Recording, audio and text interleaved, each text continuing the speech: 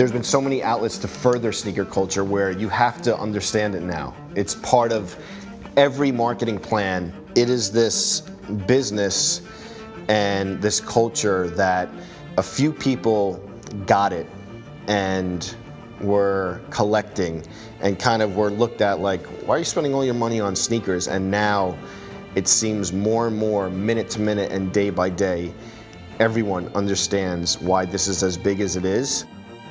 At some point, it was all about the colorway, I felt like, in a particular time. But now it's all about, okay, what can we do to like reinvent something that's super classic and, appealing to a new audience. And it's like, when you think of millennial kids, one day they want to be goth, the next day, for me, I want to be super hip hop and R&B. The next day I want to be from space.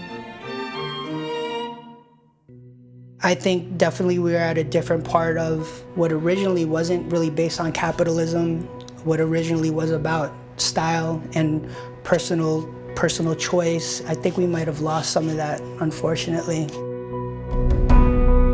I'll see reports of what's going on at SneakerCon, for example, and it's like 13-year-olds dropping $1,500 for sneakers that I just don't believe you if you're telling me you know why you're wearing this.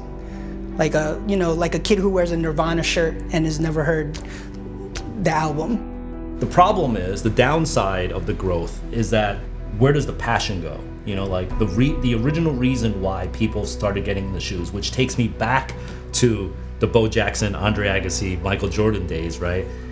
That whole story and that whole lore is gone. These kids aren't buying sneakers because the sneakers are dope.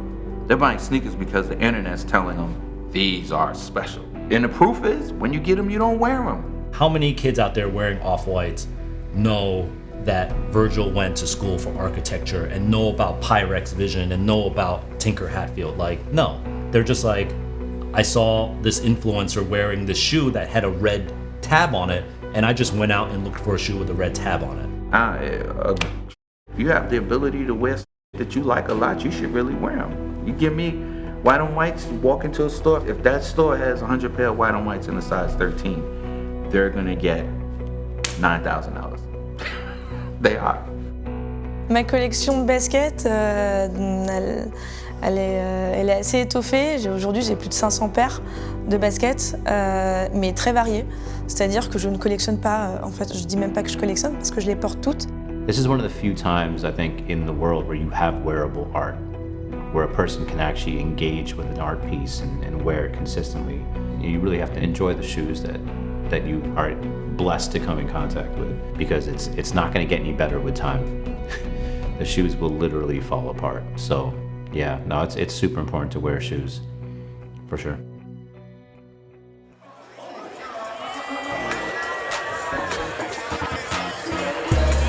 We are at ComplexCon 2018. We're standing inside the Zen Booth, the culmination of a lot of work. So we were very fortunate to be able to basically travel the world and collect some of the greatest shoes literally in the world in the history of footwear. And we brought them all to ComplexCon 18 so that we could share that with actual consumers. So every single shoe that you see in this booth today will be given out for free to people at ComplexCon. Wearing special shoes, I think, is what really creates that love. Like, the love for shoes, the love for the culture comes from actually experiencing the product. Unfortunately, because of the value of some of the shoes, people just never get a chance to experience that. You know, the first thing, the most natural thing is like, well, this is worth something, I'm gonna sell it. We wanted to kind of take that pressure off people a little bit, so we got all the shoes so that people could just worry about enjoying them and wearing them. So that's the biggest part about what we're doing today in the giveaway is you have to wear your shoes out to win them. I just won a pair of Paranormans. We left Las Vegas at 3 a.m., came over here, got the tickets, I entered to win, and then I won, and I was just like, it's just crazy. It's pretty amazing feeling, you know, putting them on, walking around with them, knowing that, you know, I actually won something. Oh, it's so surreal right now. I just won a pair of grails. It's huge.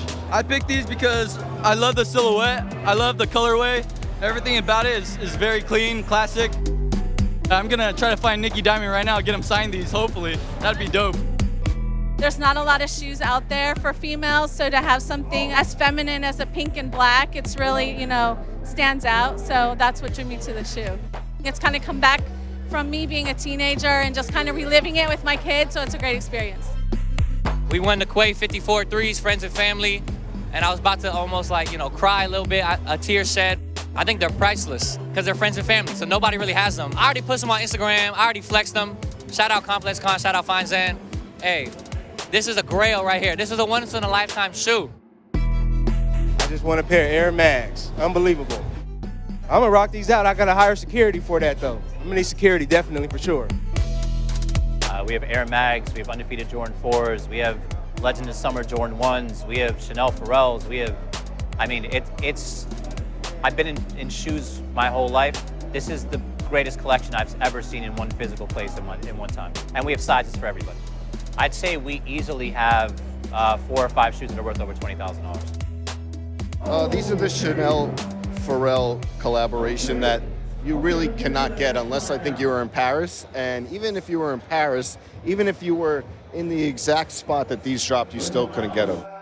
I would definitely take the undefeated 4s. I mean, these are an amazing shoe that you hardly would ever get a chance to even see, let alone wear. Ever since I started, I make custom shoes, and for me, I want to make wearable art, but you need to wear it. So it's very important to, respect it as an art piece, but actually put it on and feel it.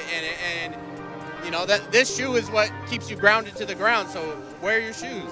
It feels like a sense of great pride. I feel happy that Zen was able to provide these shoes for us. I'm so eager to wear them out and show them off. Yeah, I think it's super dope, especially it kind of holds people accountable to wearing them and using them. I know if people were to have the option of not taking them out, would probably resell them. So this is cool option.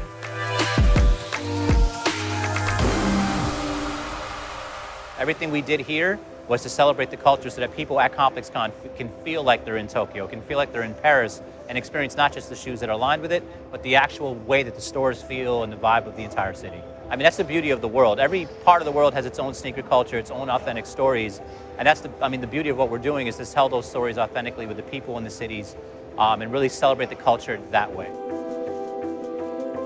So the Fine Zen app launched this week. So the people at ComplexCon are getting really the first crack at it. Every single shoe that was featured on the TV show is on the Fine Zen app where you can look at it, zoom in, kind of get a chance to really read about the history of that shoe and everything else. The app from an e-commerce standpoint will be launching next July. But we wanted to take the first year basically just to celebrate the stories of sneaker culture and really just celebrate the consumer himself. So it's live now from a media perspective. E-commerce launches next July. The splashy marketing campaigns are great. The on-court sneakers, that's all fine and good, but it really starts with you lacing up a pair of sneakers, and even if it's a tiny bit more of confidence that you have that day because you feel comfortable in the sneakers you're wearing, and then God forbid someone compliments you on those, that's the feeling that you're always gonna want repeated. And then I think at the core, that's what makes this so big.